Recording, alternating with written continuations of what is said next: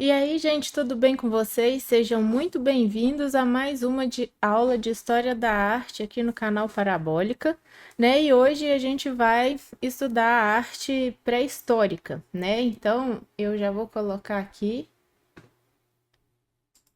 para vocês, né? Toda quarta-feira. Eu sei que semana passada não saiu o vídeo, mas é porque foi um período de volta às aulas da minha menina, então ficou meio corrido, mas agora até o Enem nós vamos todas as quarta-feiras com História da Arte. Essa arte pré-histórica a gente vai da pré-história, né, dentro da pré-história até a idade dos metais, com o início da escrita, porque a arte egípcia, mesopotâmica e grega a gente vê à parte porque é uma aula mais extensa. Então aqui a gente vai ver alguns períodos da pré-história, né? E depois essas artes a gente faz separada. E também a arte rupestre brasileira vai ter uma aula separada, aula das Américas, aula de África, porque senão, se pôr tudo dentro de uma aula, fica muito extenso, tá? Então eu resolvi fazer cada aulinha para uma arte para ficar bem mais fácil de se entender. Então vamos lá. Então, a gente vai começar aqui, né, já que aula passada a gente viu, né, o papel social da arte dentro da sociedade, qual que é a principal função, né, a arte como elemento antropológico, sociológico, né, de coesão social, e agora a gente vai entrar mesmo em análise artística. Então, para a gente começar, né, a entender isso, como que se olha um quadro, não só um quadro, uma pintura, uma escultura, né, a gente vai, ainda que nós vamos ver nessa aula pinturas rupestres, né, coisas, a gente tem que ter essa compreensão desses elementos. Então, a gente começa do inicinho mesmo, né, então como que a gente olha um quadro, como que se analisa uma obra, né? Então, segundo a autora, né, a Carol Strickland, né, observar e apreciar a arte é uma tarefa gradual e infinita, né? Então não significa assim, eu vou assistir essa aula, vou entender os elementos e já vou ser um expert. Não se preocupem se quando vocês começarem a olhar um quadro, uma pintura, seja uma escultura, vocês não conseguirem entender aquela obra de primeira, tá? É um processo gradual que vai vir com a bagagem de conhecimento que vai sendo criada. Até porque, né, com o passar do curso, a gente vai entender também o contexto histórico em que aquelas obras foram criadas. Até porque, como eu disse na aula passada, para a gente poder entender uma obra de arte, entender o pensamento de um artista, a gente tem que entender aquele contexto histórico no qual ele está inserido, tá? Então, é sempre um processo gradual e infinito, né?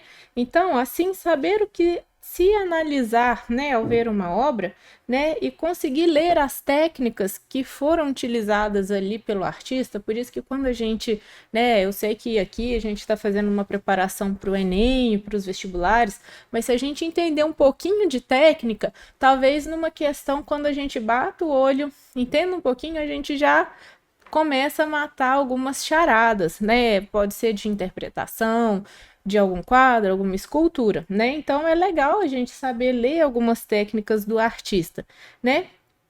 E aí a gente entra, né, por inteiro, ó, nos sentimentos despertados e pela mensagem que as obras, né, que o artista quer passar ali, né? A gente viu na aula passada que o artista, ele tem um papel com a sociedade de sempre querer despertar alguma coisa, né? Seja um sentimento de revolta, de contemplação, né? Uma mensagem que ele queira passar a respeito daquilo que ele está vivendo, seja de indignação, de insatisfação ou de mesmo de criatividade. Então, assim, né? Sempre tentar entender essas mensagens.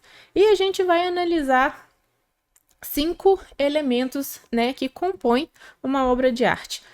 O primeiro deles, né, a gente sempre está atento à composição, né? O que é a composição dentro de uma obra de arte? Quando a gente vai fazer um desenho, ou a gente usa isso muito, né? Vocês agora, né? Todo mundo com esse negócio de tirar foto para a rede social, sem querer a gente acaba trabalhando um pouco desses elementos, ainda que inconscientemente, sem ter estudado, né? O que é a composição, né? Por que que às vezes a gente olha uma foto e fala assim, nossa, fulano fez uma foto bacana, né, tem várias coisas na foto. Por que que aquela foto às vezes fica agradável aos nossos olhos? Porque esses elementos, né, de composição que a gente vai ver agora, de movimento, de textura, de contraste, tá tendo um equilíbrio, tá em harmonia, né? Então, o primeiro elemento que a gente vai ver vai ser a composição, né, que é o posicionamento e a organização dos elementos visuais, as linhas, as formas, né, que compõem a produção. Então, quando a gente está aprendendo a desenhar, uma das primeiras lições do desenho é você fazer o desenho em formas básicas, né, em formas geométricas. Por quê? Porque ali você consegue compor, né, fazer a composição das formas e atingir um equilíbrio harmônico. E tudo isso é muito casado, né? E aí depois, ó, para quê? Porque eu tenho o movimento. O que que é o movimento de uma obra? É a ideia de criar uma ilusão onde o olho do espectador vai percorrer. Então é onde que eu quero direcionar o olhar, né, do espectador, de que está vendo o meu desenho, a minha cena, né, a fotografia do cinema trabalha muito isso, né, quando eu tenho, às vezes, em primeiro plano um personagem e no segundo plano atrás eu tenho alguma coisa acontecendo. E aí, quando eu quero que o espectador dê atenção àquilo, eu desfoco o primeiro plano e foco ele para lá. Então é como se eu direcionasse, né? Além de ter esse tipo de movimento, porque no cinema é um pouco diferente, né? Na pintura a gente também trabalha essa questão de levar o olhar do espectador para onde eu quero, né? Aqui, ó, uma tela com uma forma simétrica no centro, né? Eu dei o exemplo aqui, passa a sensação de algo inerte, né? Então, por isso que às vezes você olha alguma pintura ou alguma fotografia, que o objeto está bem no centro e ela está toda simétrica, parece que aquilo passa uma sensação de estático, né? De parado. É esse, né, o movimento. E aí, ó, eu vou entrar, né, no terceiro elemento, que é a unidade de equilíbrio, né, o que dá harmonia a uma obra, né, quando uma compensação dos elementos entre si, né, o que dá um resultado de contraste e coerência. Por isso que eu falei da foto. Às vezes uma pessoa posta uma foto na rede social e fala assim, nossa, que foto bacana, mas o que será que tem naquela foto ali? São esses elementos, né, que estão muito bem trabalhados, muito bem colocados, a sensação de equilíbrio, de coerência, né? E às vezes você tem, né, obras que são criadas com essa falta de equilíbrio propositalmente, né, para criar, ó, um desconforto, para criar um desconforto mesmo no espectador, né? Então, às vezes, pode ser que esse desconforto seja de propósito, dependendo aí da intenção do artista. A gente vai ver a questão, né, da cor e do contraste, né, do claro e escuro. Então, as cores, eles são elementos importantíssimos nas artes, né? Então, a gente vai ver que já nas artes rupestres, essa questão da cor, né, dos pigmentos, isso já era feito, já era trabalhado, né? E por meio delas expressa-se emoções, sensações e também são trabalhadas certas simbologias e significados. A gente vai ver muito isso nos movimentos mais para frente, né, lá na arte, vamos supor, a questão do fauvismo, impressionismo, né? Trabalha muito as cores. O Pablo Picasso, que tem a fase azul, que trabalha todas as obras em tons de azul, né? E a gente tem, inclusive, né, o estudo da psicologia das cores, dentro da semiótica, né? Os significados das cores. Então, às vezes, você tem o tom de roxo, né, trabalhando muito luto, você tem o azul expressando uma frieza, uma tristeza, né, você tem os tons mais quentes. No barroco, né, a gente vai ver essa questão do claro e do escuro, né, a sombra com a luz, todo aquele contexto ali. Então, é um elemento extremamente importante. E, para finalizar, a gente tem o clima, né, e a ambientação, que são elementos que formam a atmosfera, né, de emoção de uma obra. Então, você tem a ambientação, né, dentro de uma questão de tranquilidade, ou pode ser um quadro que expressa guerra, né? Então, assim, eu vou trazer, né, mais para frente, em todos os movimentos artísticos, a gente vai traçar esses 5 elementos nas obras, né? Então, quando você tem uma obra histórica que quer retratar uma guerra, você tem a ambientação com as cores todas sendo trabalhadas, aquela temática para passar aquela sensação de desconforto, de morte. Então, isso tudo, né, é muito importante a gente ter sempre esses elementos bem estudados para a gente conseguir linkar os significados das obras de arte, né? E aqui eu trouxe, né, essa obra que é do Jericó, chama A Jangada da Medusa, do Jericó, e ele retrata uma tragédia que aconteceu, um naufrágio em que várias pessoas vieram a falecer e alguns sobreviventes ficaram num barquinho, né, à deriva por muitos dias. E aí ele fez essa obra, né? Tá exposta lá no Museu do Louvre, em Paris. Então, o primeiro elemento, né, que a gente vai ver é a composição, né, que é o posicionamento e a organização, né, das formas que ele utilizou. Por que que eu coloquei uma imagem aqui em preto e branco e uma colorida?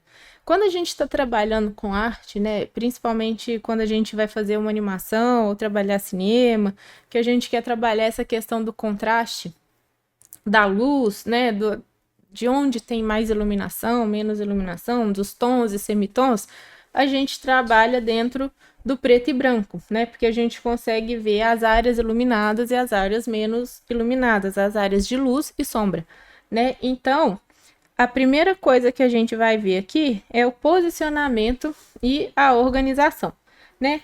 Então, se a gente começar a perceber aqui, eu tenho, ó, a maior parte dos elementos, tá vendo que aqui tem um triângulo?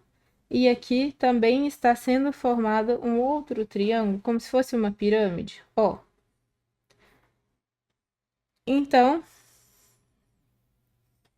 eu tenho essa formação aqui, né? É uma composição do posicionamento e da organização dos elementos da obra. Ó, se eu puxar aqui, eu tenho como se fossem 2 pirâmides. Eu tenho uma composição piramidal nessa obra. E aí eu quero né, a gente vai ver agora qual o movimento que os olhos fazem, né? Para onde que ele direciona os nossos olhos nessa imagem. Se a gente for parar para analisar, o nosso olho, ele bate bem aqui, ó, né? Eu tenho essa noção aqui, ó, de movimento, porque ele colocou o peso todo aqui embaixo. Se eu olhar aqui na colorida, ó, o meu olho tá fazendo esse movimento, ó. Porque eu começo a ver esse volume de cima para baixo, né? Eu tenho aqui um homem e os vários homens tentando se agarrar ali e subir ali em cima. A questão da unidade e do equilíbrio. Como que ele fez para essa obra ficar harmônica, né? Eu tenho aqui, ó, esse peso sendo distribuído, ó. Então, ele trouxe daqui para cá, para não ficar, né, da direita para a esquerda, e ele ainda colocou uma vela aqui. Então, é como se eu tivesse essa área aqui. Gente, fica rabiscado mesmo quando a gente está fazendo estudo de obra, tá? Ó, eu tenho aqui e aqui. Então, ó, ela tá harmonicamente equilibrada nesse sentido. A questão da cor e do contraste, né? Deixa eu pegar aqui a borrachinha. Vou apagar tudo. Não, aqui é o marca-texto. Ei, Maria, caneta. Então, ó, agora a questão da cor e do contraste. Olha quanto preto eu tenho, né? Que são as áreas de sombra, ó. E eu tenho a questão da luz lá no fundo, ó. Isso tudo, gente, vai se remetendo à simbologia e à obra, tá? Então, se eu olhar aqui na colorida, eu tenho lá atrás extremamente claro, né? Como se fosse até mesmo vencer toda essa tempestade no mar para chegar lá atrás, ó. Tá vendo que os continentes estão lá atrás, como se houvesse terra lá atrás, como se a esperança desses náufragos estivessem lá atrás, que eles tivessem que percorrer aquilo tudo. Então, ó, e essa parte aqui, ó, toda de sombra. Olha quanta sombra eu tenho aqui, ó, né? Com contraste nessa luz que tá batendo aqui nesses corpos, ó. Aqui eu ainda tenho, ó, luz, ó. Então a gente vai fazendo essa análise de luz e sombra, ó. Ainda assim, eu tenho muitos semitons, tá? Que é, digamos que quando a gente vai trabalhar, né, fazer esse estudo, a gente tem o preto, cinza e o branco. Então, onde tem o cinza é onde a gente tem muito semitom. Olha quantos semitons eu tenho aqui, ó. Tenho uma área gigantesca em cinza, tá? Então, isso é o semitom. Então, isso a gente vai fazendo. Aqui eu tenho uma área de luz bem considerável, ó. Então, isso é o que a gente estuda de contraste. E ainda eu tenho a questão do clima e da ambientação, né? Então, eu vou limpar aqui de novo, ó,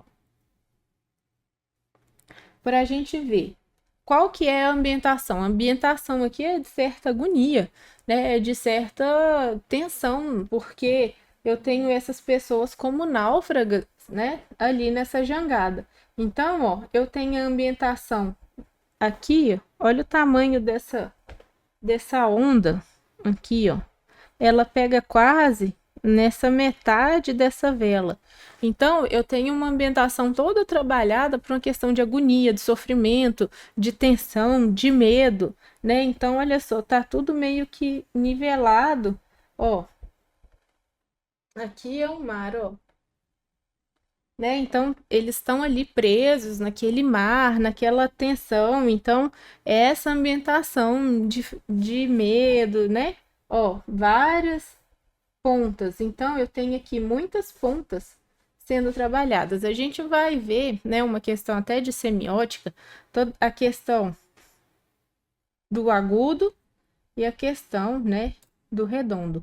Essas questões de forma, elas também mexem com certos sentimentos, né? Quando eu tenho uma forma assim, eu tenho a questão da explosão, de tensão, né?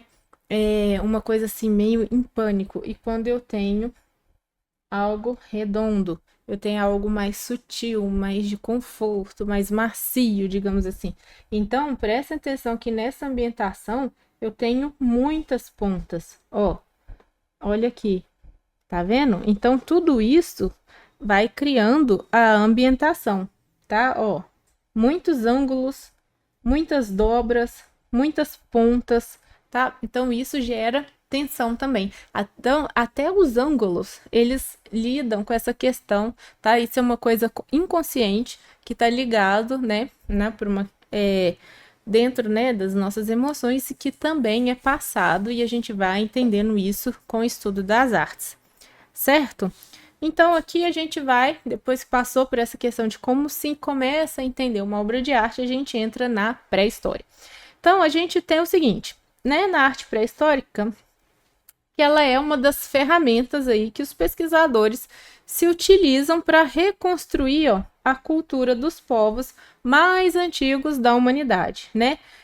Uma vez que a escrita ainda não tinha sido inventada, né, as pinturas, as esculturas, os artefatos, eles vão servindo como fonte.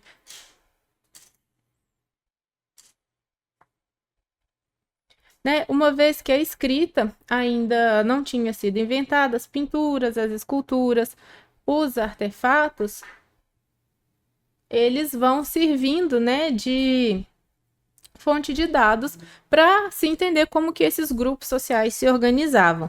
E, embora o termo arte ele seja moderno, né, e para o ser humano, né, pré-histórico, esse conceito ainda ele não existia, né, a gente tem que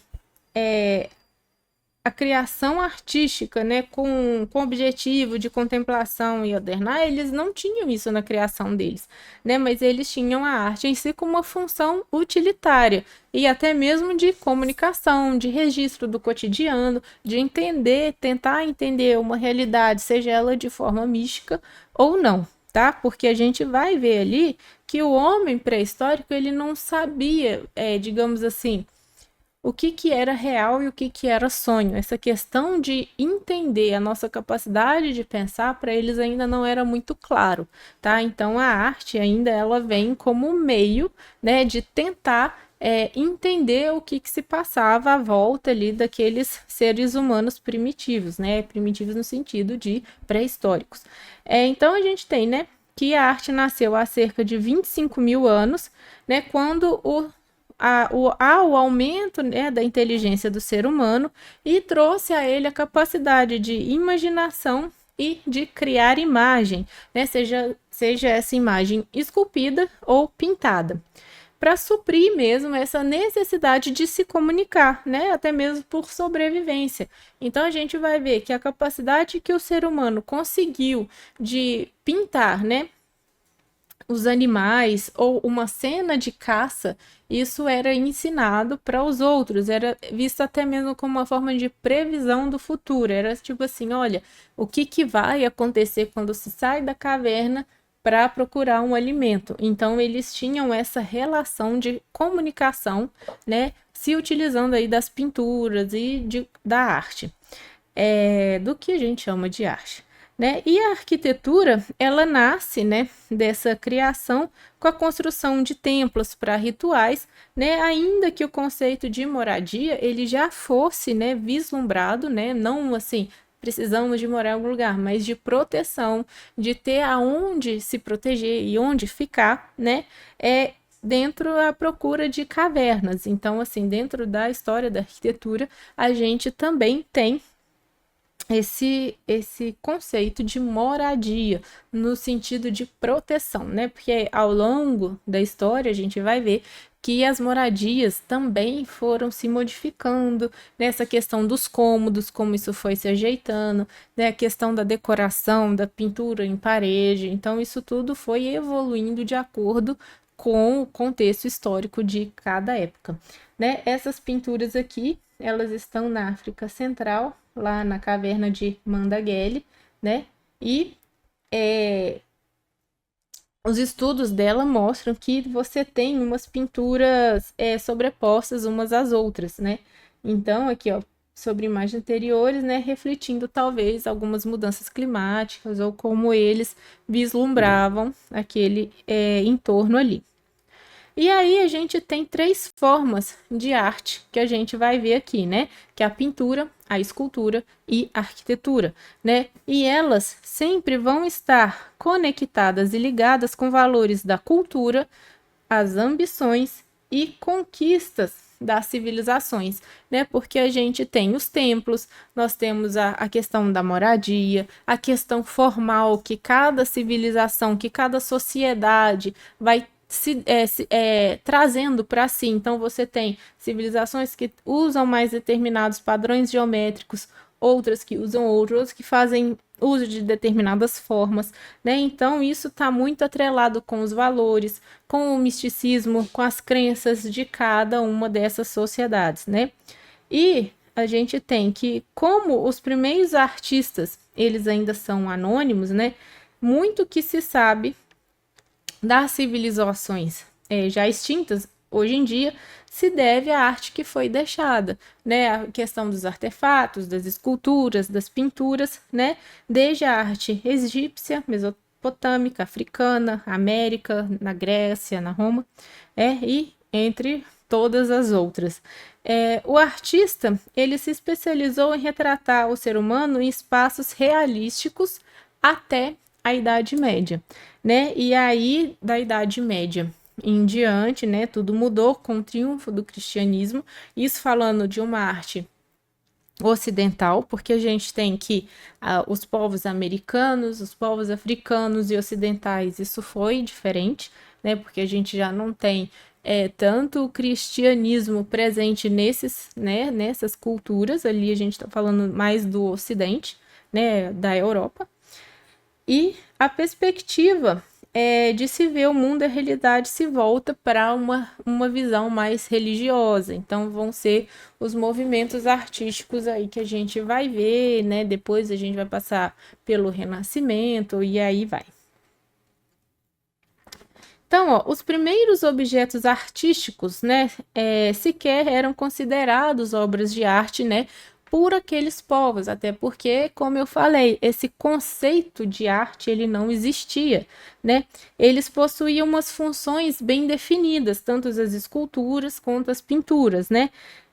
Como especulam os arqueólogos, de possuir uma significação sobrenatural, né? De poder mágico. Muitos eram, né? Igual essa mesma, que é a escultura de Willendorf, ela estava muito atrelada à questão da fertilidade e entre outras coisas. E os objetos mais antigos, né, que chegam até nós, são as esculturas, né? E a gente vai ver que muitas dessas esculturas eram feitas de osso, de pedra, de marfim, de chifre. Depois veio a questão da argila, né, de saber cozinhar e trabalhar argila até a idade dos metais, que vão, né, com o nascimento aí da metalurgia e que vai se começar a fazer as peças esculturas em metais, adornos, objetos de se utilizar em casa, né, talher, instrumento, né, e etc.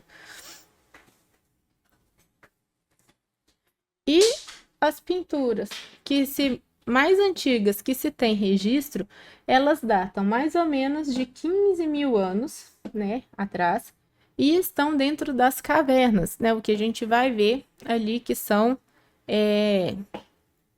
as artes rupestres. Então, as primeiras descobertas que nós tivemos dessas artes pré-históricas, né, dessas pinturas rupestres, elas foram descobertas, né, no século XIX.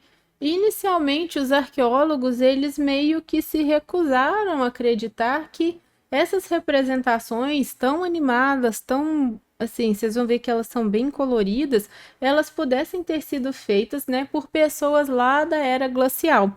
Só que na hora que eles foram fazendo buscas ali naquele sítio arqueológico, eles acharam apetrechos de ferro e de osso, né, encontrados nos arredores, o que confirmou, né, que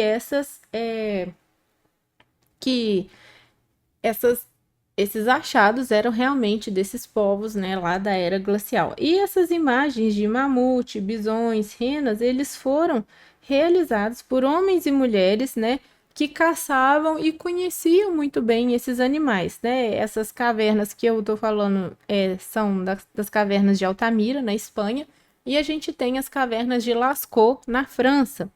E as cavernas de Lascaux, elas têm uma grande importância também para a gente entender, né, dentro da história do cinema, a questão da animação, porque a gente tem nessa caverna de Lascaux desenhos sequenciais, né, que é aí o princípio básico do cinema e da animação são o que? Imagens em sequência para que você tenha o que a gente chama de frames, né? Então, lá você já encontra essas imagens em sequência, como se quisessem contar uma ação, né? E os egípcios e os romanos, eles também faziam esses desenhos sequenciais. Então, assim, é tudo muito importante. Aqui eu trouxe as imagens para vocês das cavernas de Lascaux. São desenhos enormes, né? Esses desenhos têm média de 2 metros, então, assim, são muito grandes no teto, né? E eles datam ó, de 15 mil anos antes de Cristo até 13 mil anos antes de Cristo. E aqui, ó, a gente tem que a arte primitiva, ela funciona com as diretrizes dos significados, né? Então a gente trabalha bastante com essa questão de significado que ela carrega para cada povo que a criou, né? Então, cada cor, cada forma, cada material diz muito sobre aquele determinado povo. Até mesmo por uma questão de pigmentação, de material, onde eles encontravam certos materiais para fazer determinadas pinturas, né? A questão, digamos, da evolução intelectual de acordo com a questão de profundidade, né? A questão de sobreposição de alguns desenhos. Igual aqui você tem mais a silhueta, enquanto nesse desenho aqui você já tem uma questão de mistura de pigmento, você já tem uma representação de olho, de chifre, então eu desenho mais detalhado, né? Então, tem um significado intrínseco ao contexto, né, da época e dos costumes, né, como é até hoje. Então, cada obra de arte, cada artista tem sempre atrelado ali a questão do contexto, do significado, da mensagem, né, e até mesmo do objetivo, do que se quer com aquela produção. Né? Então, é interessante a gente estar sempre notando e fazendo essas pontuações aí, que mesmo distantes de tempo, né, a expressão artística ela é inerente ao ser humano, né, a fim de traduzir e interpretar os fatos e acontecimentos históricos. Então, por mais que você tenha um ser humano, né, lá com o intelecto ainda de acordo com aquela evolução, né, primitivo, você tem ele se expressando, colocando na pintura, na escultura, aquilo que ele está vendo e como ele por dentro está interpretando e sofrendo, né, no sentido de passar por tudo aquilo ali, né? E aí a gente tem que a pré-história, né, a gente vai ver aqui que ela está dividida em 3 grandes períodos, né? A gente vai hoje até a invenção da escrita, mas sem detalhar os povos da Mesopotâmia, os egípcios, cada povo. A gente vai ver o que foi construído, o que foi produzido, mais ou menos ali em cada época, tá? Sendo que em cada um deles, né, em cada um desses grandes períodos, a arte apresenta suas características peculiares. Então, o primeiro período que a gente tem é o período paleolítico, né, que quer dizer pedra antiga, né, ou a idade da pedra lascada, né, por volta aí do surgimento da humanidade até mais ou menos, a gente diz mais ou menos, que pode ter autores que colocam mais, tem autores que colocam menos, né, até por volta de 10.000 anos antes de Cristo, né, o ser humano ainda era nômade e coletor, né.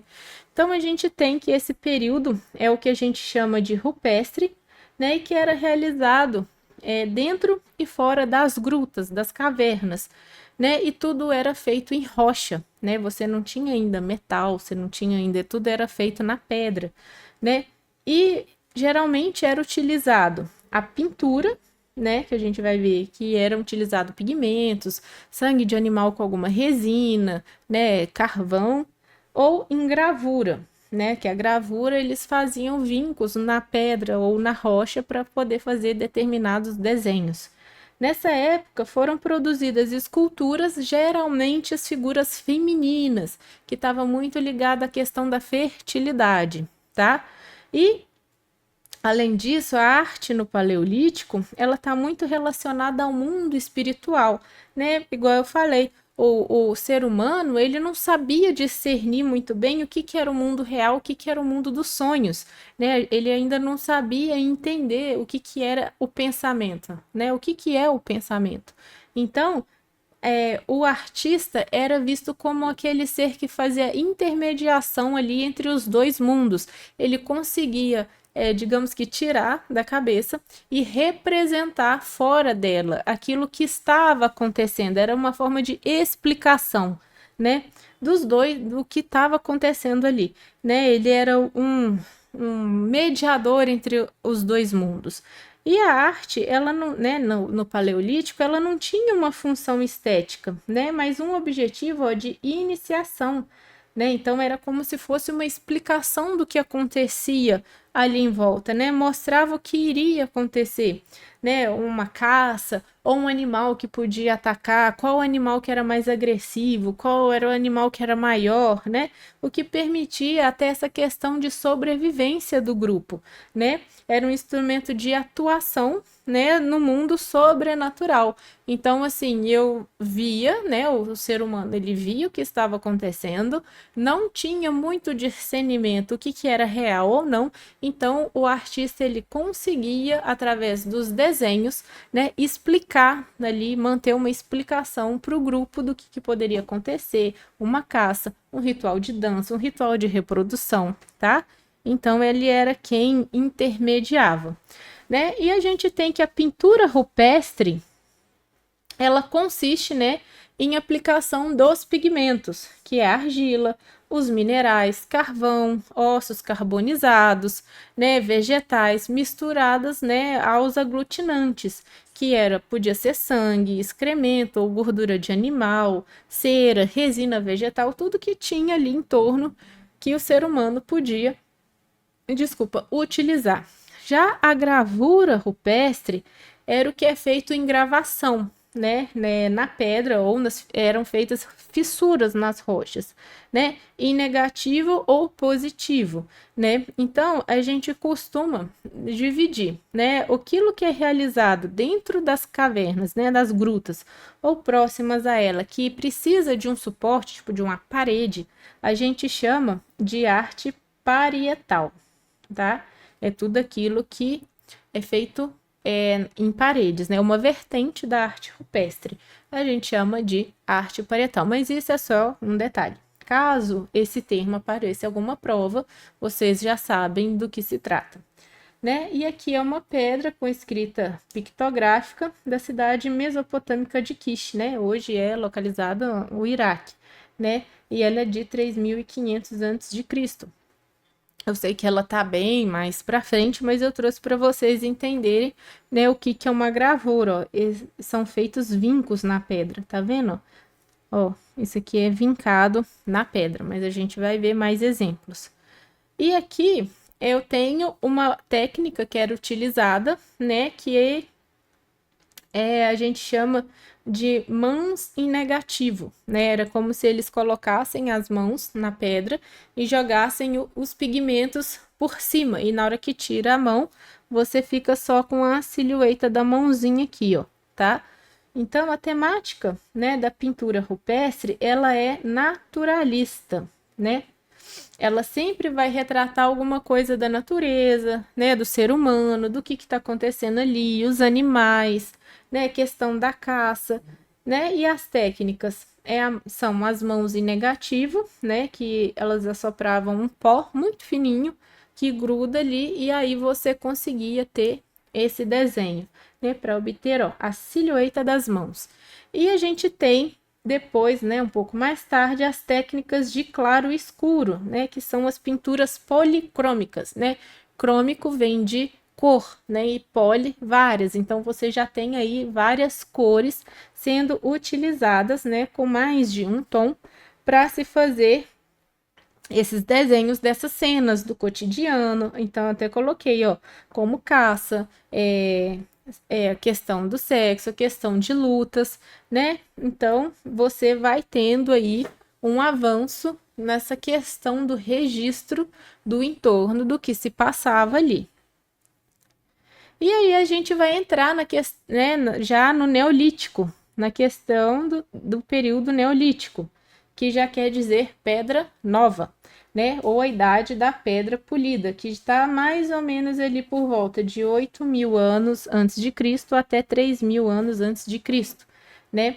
Aí já começa a marcar o sedentarismo do ser humano, né? Então você já tem ali alguns povos começando a se fixar perto dos rios, né? Perto a fontes de água, e aí você tem o início da construção das primeiras vilas, né? E o início também da agricultura. A gente ainda não tem as ferramentas metálicas, né? O arado, a enxada, mas você já começa a ter o início da agricultura e da criação de alguns animais, né? E nesse período, a gente já começa a ter um cuidado maior com a produção, né? Porque você já tem objetos feitos em pedra, né? Em pedra polida e também do cozimento da argila, né? Então a gente já tem aqui, ó, a substituição de trajes de pele de animais por roupas feitas de tecido. Então a gente já dá um salto aí, né? A gente já tem os tecidos de lã, né? Lã de animal, você já tem a produção de cerâmica, né? E a maior especialização, né, desse período não é só o polimento dado às pedras, mas o aparecimento das formas geométricas. Então a gente já tem, ó, as formas geométricas aparecendo nas produções, né? Que são, ó, arcos, esses zigue-zagues, as linhas mais retas. Então você já sai um pouco daquela pintura naturalista para aqueles temas, para aqueles temas de caça dos animais e a gente já começa a ver formas geométricas aparecendo no adorno. Então a gente fala que os temas naturalista realista passa a ser o neolítico um abstracionismo nos objetos. Então, ainda aqui no Neolítico, a gente pode observar, ó, essas cerâmicas, né, que foram produzidas. Olha o tanto de forma geométrica que a gente consegue ver aqui, ó. A gente já tem esse formatinho de ondinha, linhas retas, ó. E às vezes é uma coisa que pra gente assim passa meio desapercebido, mas você ter um ser humano que pintava só o registro ali do cotidiano e passa a criar formas geométricas, né? Isso já é um avanço, ó, no sentido de modificação de raciocínio de pensamento, né? Então, ó, a gente tem que os cientistas eles se utilizam muito desses achados, né, de objetos para pesquisar vestígios de restos de alimentos, para a gente saber mais dos costumes, né, como que eles comiam, como que comiam, né? E essa questão do ser humano ter se tornado sedentário, né, com esses avanços da agricultura, não anula a caça e o nomandismo, tá? Mas foram criadas sociedades mais organizadas. Eu trouxe para vocês um sítio arqueológico de uma cidade que chegou a viver 8.000 pessoas ali, né? Então, você tem, né, no Neolítico também, o aparecimento dos primeiros arquitetos, né, que já houveram as primeiras construções, né, e abrigos de pedra, o início ali da fabricação de tijolos, né, fabricação não de fábrica, porque a fábrica, né, vem depois, mas de se fazer tijolos, né, e madeira. Então a gente já começa a ter ali o início, né, de construção de moradia feita pelo ser humano e não mais grutas e cavernas. E nota-se, né, a gente vai percebendo uma apuração técnica, né, com a descoberta da cerâmica, né, que vem, né, do cozimento ali do jarro e o desenvolvimento da tecelagem. Então você já percebe ali, né, o ser humano se utilizando de objetos um pouco mais elaborado, né? E as temáticas elas se voltam, né, para o cotidiano, mais esse cotidiano dessas vilas e não mais esse cotidiano externo que acontece fora das grutas e das cavernas com relação à caça, mas sim no cotidiano entre as pessoas ali. Então você já começa, né, a ter essa questão das sociedades, né, ainda que bem lá primitivo, digamos assim, mas bem no início, né, que foi se desenvolvendo e sendo registrado por essa questão de utensílios que foram criados a partir da necessidade, tá? Essa palavra ela é muito importante para a gente entender como que as coisas foram tomando os rumos. E aí, em termos de escultura, né? Essa escultura aqui são as estatuetas, né, da cultura neolítica, ó, de Yarmoukhiana, né? Tá lá em Israel. Ela também foi feita, né, por meio dessas novas técnicas, né, como esculpir a argila e assar, em vez de pegar aquele blocão de argila e apenas esculpir, né?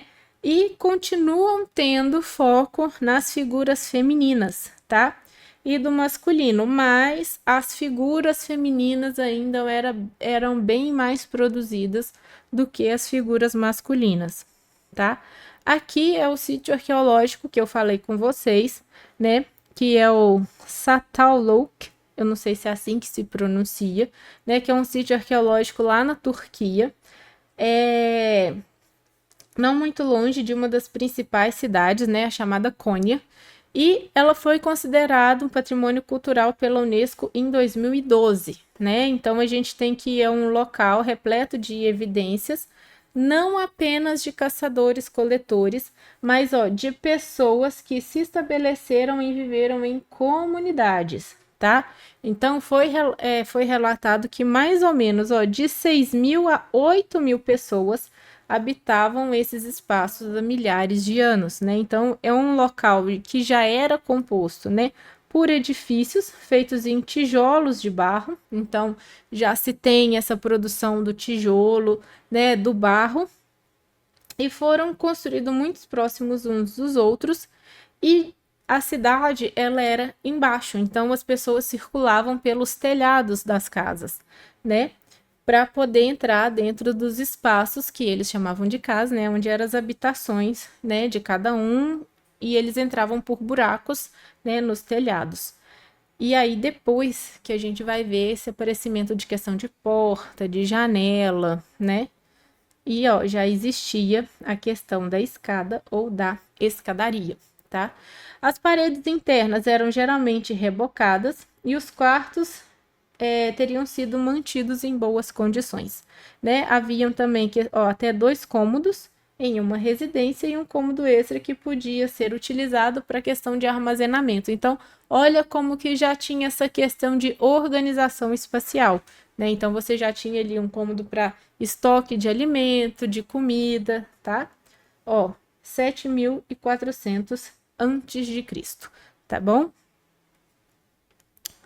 E aí, a gente tem, né, as estatuetas femininas, que eram formas populares, né, do Neolítico, estavam sempre ligadas a uma questão de divindade, né, feminina. E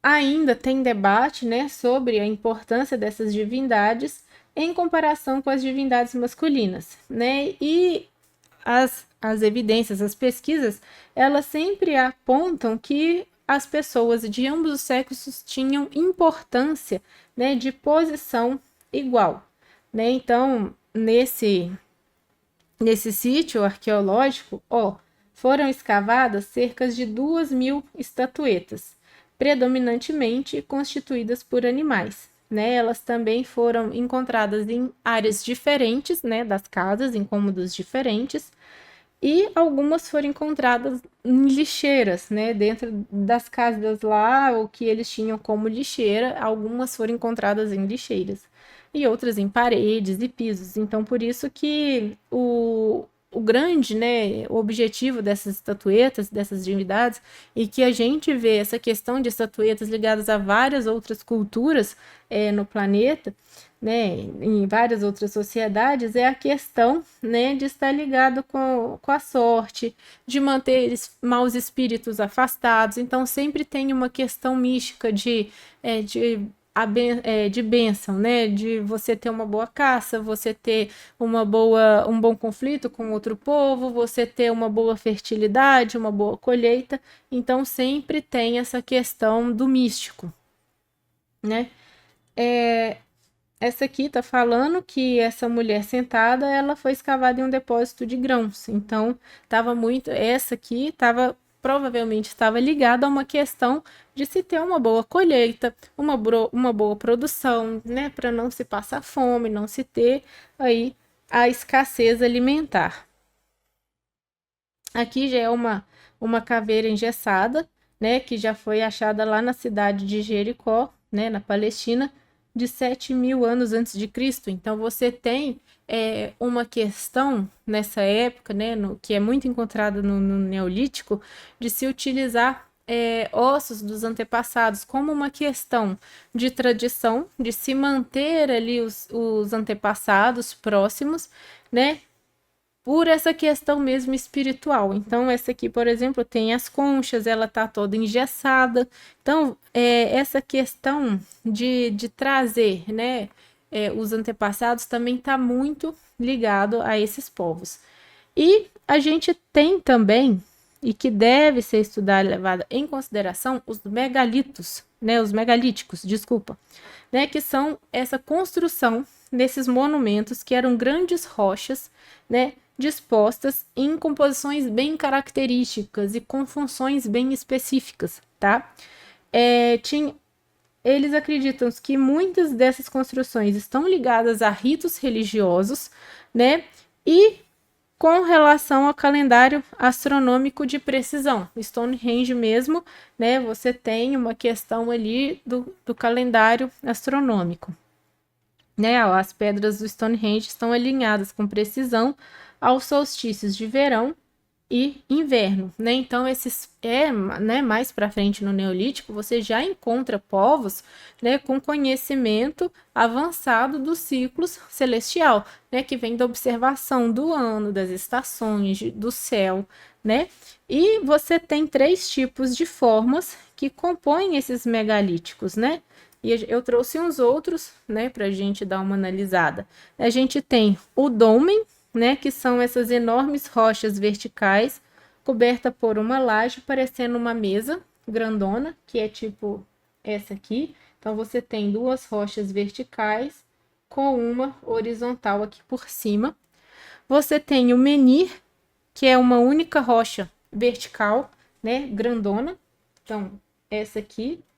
E você tem o arranjo circular de rochas, né? Então isso aqui antes de cair era provavelmente, eu tenho uma outra imagem ali que mostra um círculo formado de rocha por cima dessa estrutura, né?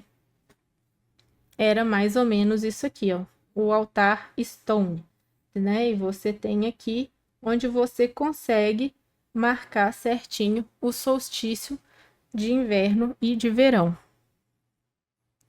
E eu trouxe esse aqui que é lá na Irlanda, tá? Que ele veio antes da construção das pirâmides do Egito, né? Que é o Brú-Laboine, né? Que significa Palácio da Boyne, né? Ou Vale do Boyne, né? Que fica no condado de Meath, na Irlanda, né? E ele inclui, ó, 3 principais túmulos, então a questão, né, da morte era muito cultuada em termos de, né, de ter ali os antepassados. E tem tumbas, né? E a saber, ó, a passagem de Newgrange, né? Que ele parece que foi construído em etapas. Então você tem aí de 3.000, né? Aí 300 a 2.900 a.C. E tá tudo ali perto do rio Boyne. Então a gente consegue perceber que esses primeiros povoados, eles sempre estavam procurando, né, uma fonte de água onde eles pudessem se abastecer. Fica, né, isso aqui é mais curiosidade, a 40 a 50 quilômetros do norte de Dublin e também foi declarado Patrimônio Mundial da Unesco em 93. Então, ó, esse complexo, ele abriga numerosos ranges, né, que são essas pedras neolíticas, câmaras em tumbas, né, e outras estruturas relacionadas à cerimônia e ao ritual. Então a gente sempre tem esses megalíticos com a ritualística, seja ela de ritual mortuário ou alguma passagem de estação do ano. Então, sempre ali na construção, na arte, tem essa questão muito ligada, né, com o misticismo. Né? Igual eu falei, eles foram construídos antes das pirâmides, né, do Egito. E aqui, ó, eu trouxe para vocês, né, um tipo, ó, isso aqui é o que aquelas gravuras que eu falei para vocês, que eram talhadas na pedra, né? Então, ó, em negativo e em positivo. Então, você vê os desenhos nas pedras mesmo, tá? Aqui é mais a questão de curiosidade que eu pus em texto para vocês verem que, né, que os motivos eles são padrões geométricos, né? Ó, você já tem a construção de desenhos em espirais, ó, as figuras geométricas aqui você já tem losangos, ó, né? E tudo grafado na pedra.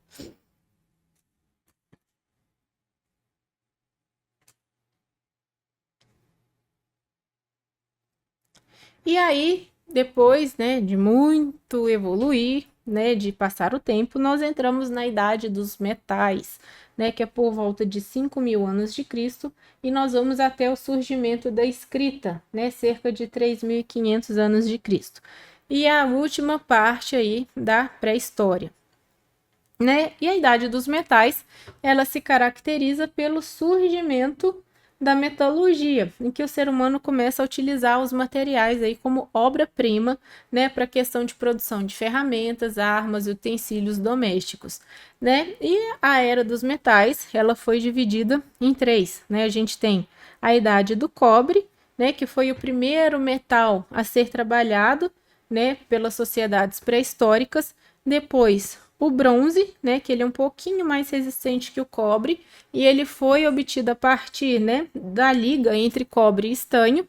E a gente tem o ferro, né, que é o último metal a ser trabalhado, por ele ser um pouco mais complexo, né, em termos de manuseio, né? No entanto, os metais produzidos por ele são mais resistentes. A maior mudança que a gente percebe, né, na vida dessas populações veio com o aprimoramento das ferramentas da agricultura, né? Que a gente tem nesse período a invenção da roda, o arado e a enxada. Gente, com as ferramentas, né, mais resistentes, a agricultura deu um avanço, né? Imagina você poder ter uma enxada ou um arado para você arar um campo, né, onde se plantava. Então, isso foi um salto gigantesco, principalmente para a questão, né, da fixação maior do ser humano nos territórios e a formação aí das cidades. Então, a gente tem, né, que as primeiras cidades se formando, né, vão se formar mesmo nessa época, e com isso a gente tem as novas relações sociais. Ah, mas por que é importante a gente estudar isso na história da arte? Porque se eu tenho um ser humano tendo novas relações sociais, eu tenho que isso gera emoções diferentes e percepções diferentes da realidade. Então, com isso, eu vou me expressar de maneira diferente. Então, por isso que eu falo, entender a arte tem que entender o conceito histórico, tá? E aí, ó, nesse período, o artista ele vai ser deixado de ser visto como um ser, né, ligado às atividades místicas. Então, ele não é mais aquela pessoa que faz uma intermediação entre o mundo espiritual e o mundo real. Então, já se tem uma concepção do que é o mundo real, né? E ele vai começar a se destacar como um trabalhador, né? Até porque você já tem uma cidade mais formada, você já começa a ter funções sociais na cidade. A gente já começa a ter a hierarquização das pessoas dentro de uma cidade, né? Então, você já tem dentro da cidade os mercados, né? A questão da troca de mercadoria. Então, nós já começamos a ter aqui uma organização urbana que vai começar a tomar forma. Então, o artista ele não precisa mais de intermediar aquilo que já se tem noção, né? A gente já tem noção do que é real e do que não é. Então, ele vai ter um trabalho, ele já começa a ser visto como um trabalhador que vai produzir utensílios, esculturas, vasos, espadas, sapato, roupa. Então, tudo isso, né, o artista, ele vai ficando especializado, né, ainda mais com os metais, né? Então, as cidades, elas vão surgindo em torno dos rios, né, como os rios. Nós temos os rios Tigre e Eufrates, né, na Mesopotâmia, o Nilo no Egito, né? O Egito já tinha um trabalho até com ouro e prata, né? E os rios amarelo e azul, né? Na China. Na Índia, a gente tem o Ganges e o rio Indo, né? Então, são os rios onde nós temos essas primeiras civilizações aí tomando forma. E na Idade dos Metais, esse aqui é um exemplo, né, das artes que a gente tinha, né, que sempre vai ficar mais aí em torno de esculturas, né, aqui é uma escultura feita nos Balcãs, né, aqui já é um machado, então, ó, isso aqui já é uma ferramenta, né, aqui já é mais uma escultura de uma figura feminina, né, ela foi achada sem cabeça, isso aqui é só o corpo, né, e aqui pedaços de madeira e de pedra. E para concluir, né, a aula, eu coloquei o seguinte, que o domínio técnico, né, de alguns artífices é surpreendente, porque quando a gente leva em consideração as ferramentas rudimentares que eles tinham em mão, né, a gente não tinha ferramentas com pontas de diamante, a gente não tinha, né, a humanidade não tinha essas, digamos que torno, não tinha, enfim, era muito rudimentar. E é de se maravilhar, né? A paciência e a firmeza manual que esses artesãos, que esses artistas primitivos, eles adquiriram, né, ao longo dos séculos com a especialização. E o bom exemplo disso, né, são as cabeças de bronze, né, que foram descobertas na Nigéria, né? Isso daqui é uma arte iorubá, a gente vai ter aula de arte africana. Elas datam aí do século XII, né, ao século XIV, e elas apresentam uma semelhança incrível, né? Olha esse rosto, né? Olha como que ele é bem feito, né? Quando comparado a um rosto humano, né? E à vista, né? Segundo o Gombrich, né? Que é um autor de arte que eu gosto bastante, embora pareçam ter muitos séculos, não há prova que os povos tribais que faziam essas máscaras tenham tido algum contato, né, com os visitantes estrangeiros, né? Então, assim, eles iam desenvolvendo essas técnicas entre eles, né? E olha como que era muito bem feito, como era perfeito, né? Isso aqui, se não me engano, ela é feita de bronze. E uma coisa extremamente importante, tá? Que a gente tem que ter em mente quando a gente estuda, né, essa arte pré-histórica. Entre 25 mil anos antes de Cristo e até 1400 depois de Cristo, né, e até hoje, não se trata da evolução do primitivo, de uma arte primitiva para uma arte sofisticada, né? A gente não tem que essa arte pré-histórica, ela é menos sofisticada do que a Mona Lisa. Não se trata de sofisticação, né? E nem daquilo que é primitivo. A gente utiliza o termo primitivo para a gente se situar historicamente, mas não é um mais sofisticado do que outro. Isso não existe, né?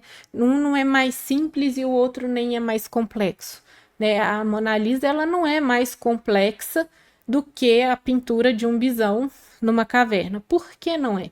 Porque a gente tem que olhar o que significava para a pessoa que fez, né, dentro do contexto, né? Então, desenhar um bisão numa caverna naquela época, naquela situação, com os poucos recursos que tinham ali, é de um grau, de uma complexidade que a gente nunca vai conseguir compreender e nem mensurar. Então, a gente não pode dizer que a Mona Lisa ela é mais complexa do que isso, né? Então, esse grau de complexidade, isso não existe, né? Mas, né, então, o que se trata? Se trata da história, né, e das várias maneiras que a imaginação humana encontrou de traduzir os sentimentos e as impressões da realidade, né, interna e externa por meio da pintura, da música, da escultura e da arquitetura, tá? Então, a gente sempre tem que pensar nisso para a gente não cometer essas injustiças, tá? Não se trata de sofisticação, né? E nem do que é mais, do que é menos. São formas diferentes de se analisar a realidade e interpretá-las, né? E expressá-las por meio da arte, beleza? É isso, eu espero que vocês tenham curtido, que vocês tenham gostado, que vocês tenham entendido. Caso tenha ficado alguma dúvida, deixe nos comentários, já curta aí a aula para apoiar o nosso trabalho. Um grande beijo para vocês e a próxima aula a gente já vem com Mesopotâmia, tá bom? E vai ter uma aula também de arte rupestre brasileira. Um grande beijo no coração de vocês. Fui!